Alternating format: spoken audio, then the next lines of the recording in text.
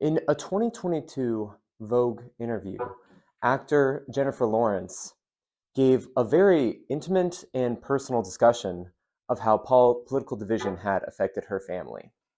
The interviewer who just talked with her described that when she was talking about how the 2016 had really driven a rift in her family, she almost had a haunted look in her eyes. And she said the following: I worked so hard in the past 5 years to forgive my family and to try to understand.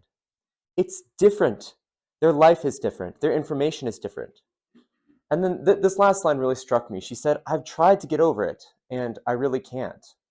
And so for Miss Lawrence, this is years ago now at this point, but her familial rift has still persisted to this day.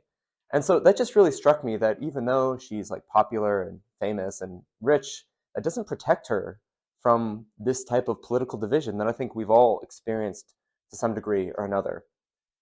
And so what do we do about this? I think this is a really important question because it seems almost universal in our current political climate that we all have experienced or know someone who's experienced political rift. And now some people might say, oh, well, just don't talk about politics with friends and family. And there's a lot to be said for that sometimes. But I think that's not really the whole story, because regardless of what your political philosophy or political party is, I think we can all agree that the issues that divide us are also really important. And so today I want to give some thoughts that I've collected over the years on how we can kind of bring those two things together: the importance of political dialogue and preserving our relationships with our friends and our family. And so I'm going to give one attitude and then three specific suggestions. So the first thing I want to discuss is that just bad beliefs doesn't automatically mean bad person. And now, if you think about it, a lot of times our beliefs are really not chosen by us, at least not in any sort of direct way. Oftentimes, our beliefs are just absorbed from our family, our culture, our upbringing, our friends, etc., our social media influences, etc. And it really seems to me that most of the time, in the heat of the moment, it is not possible for us to change our beliefs just through an act of will. For example, try to just close your eyes and believe that the world is flat. I don't think anyone here can do that, right? And now I realize that political issues are usually not as clear as whether the world is flat or not. But I think the point remains that we should be very careful about giving responses of blame or anger to people because of their beliefs, because a lot of times our beliefs are either not in our control at all, or we would have to do a lot of things over a period of time to change our beliefs.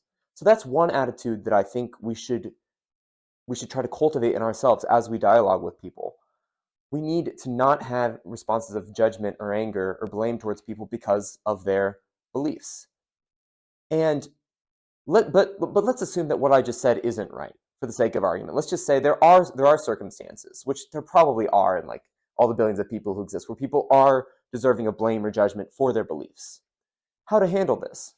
Well, the context I'm thinking of this question is our friends and our family, right? And when we're thinking about our loved ones, I think we want to do what's best for them, and we want to love our loved ones. I think we can all agree on that. So when one of our loved ones has a viewpoint that is morally atrocious, how should we handle it? Well, I believe that whenever possible, we should try to help our friends or family by changing their beliefs. And now, a daunting task, I know. I think we can all agree that it's not easy. But I think we need responses of anger or judgment or blame are very counterproductive to that task usually. Usually when you talk to someone harshly or give them a response of anger, the emotional barriers come up. I think we've probably all seen that in our lives. And so we need to adopt an attitude of like non-judgmentalism as we approach these types of discussions.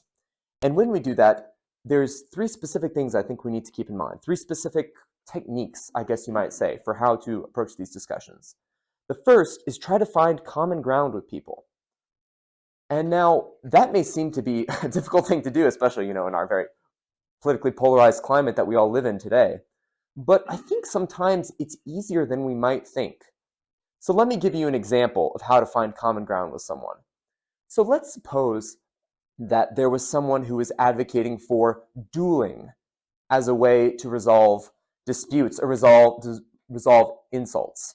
So if someone insults my sister, I challenge him to a duel and we march off and then try to kill each other with pistols.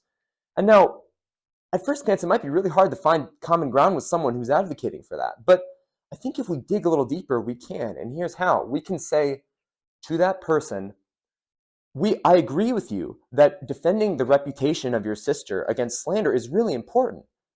But the solution you're advocating is just really disproportionate and not appropriate, to say the least, to the actual harm that is being done. So that's the first thing. Try to find common ground. And when we do this, I really think people can really, like, the emotional barriers come down and people just start to view us more as, oh, someone who just, we don't view the other person as the other quite as much when we have common ground with them. And I think that's really helpful for persuading other people. The second thing we need to do, I think, is listen well. I think oftentimes when we're discussing with people who disagree with us, there can be a temptation to just say, okay, I'm just listening to them so I can think of how to refute them. But I think what we really need to focus on is truly trying to understand what the other person is saying and understand what they're saying and make sure that they know that we're trying to understand what they're saying. So one technique I found helpful is to say, after someone has spoken to you about their viewpoint, say, okay, so I believe what you're saying is X, Y, and Z. Is that right? And that technique not only assures you that you can understand what the other person is saying, because if you misunderstood them, they'll correct you, hopefully, but it shows them that you're listening and you're paying attention. You're trying to make sure that they are truly heard by you. And I think that'll help you better understand them, and that'll help them feel more like you care about them as well. So find common ground, listen well, and then ask questions.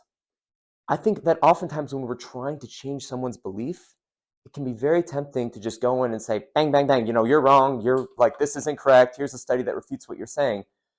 And again, I know I've used this phrase a number of times, but the emotional barriers can just come up because a very direct attack on the other person or their view just can be a very aggressive way to handle things and can make people feel kind of on the defensive when we're having these types of discussions. So I think instead of saying X point proves you wrong, saying, have you considered X point in your argument? Maybe you would want to revise it after considering it. So I think that type of discussion where we're just like focusing on asking good questions is really important. So I've given one attitude, which is an attitude we should have of not, at least in the vast majority of circumstances, blaming or being angry with people for their beliefs, being non-judgmental, and then 3 specific techniques that we should try to use when dialoguing with people we disagree with. Find common ground, listen well, and ask good questions. And I want to caveat what I'm saying by there are going to be extreme examples where this doesn't work, right? When you spread out the sample size large enough, there's just going to be times where people are not open to listening to you, even if they are your loved ones. And so we should just keep that in mind, that sometimes you may be wasting your breath. But more often than not, I think people are open to reason, especially if they're our friends and our family. And I would just encourage everyone here to try to change people's minds, especially our loved ones' minds, but don't risk the relationship, and be gentle and non-judgmental and try to just take a long-term view of the situation. So, thank you. Thank